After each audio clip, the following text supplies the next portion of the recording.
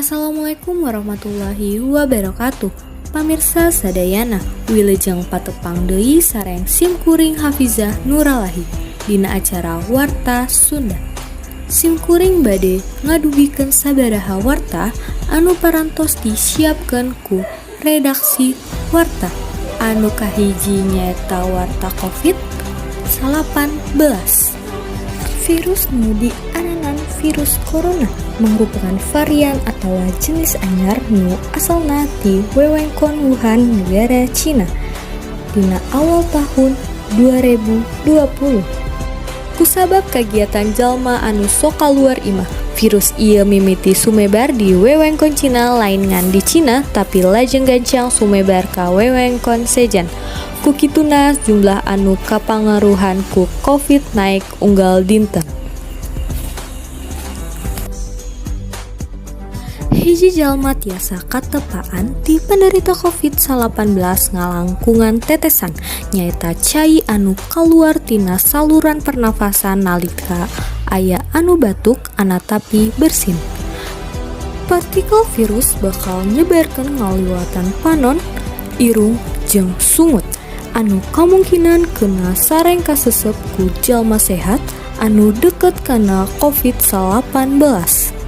Salah sahiji dokter masihan keterangan ngeunaan gejala COVID-19 nyaeta kieu.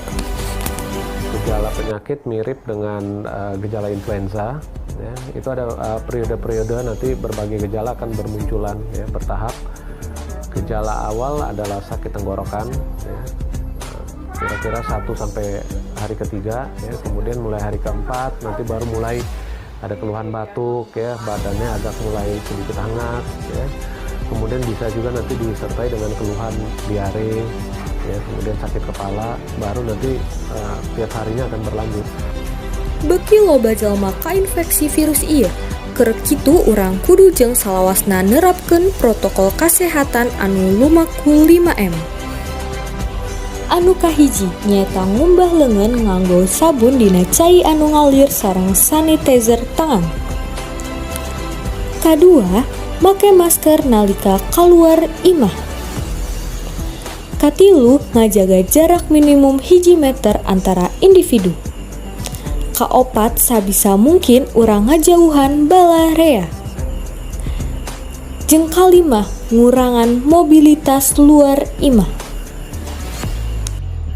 Ingat kababaturan, ulah poho kana aturan 5M ieu. Rupikeun sakitu warta anu parantos didugikeun ku simkuring. Kapayunan pamirsa sadayana muji ieu warta janten manfaat kanggo pamirsa. Pamirsa sadayana wilujeng pangdeui dina waktos anu kapayun. Hatur nuhun, wassalamualaikum warahmatullahi wabarakatuh.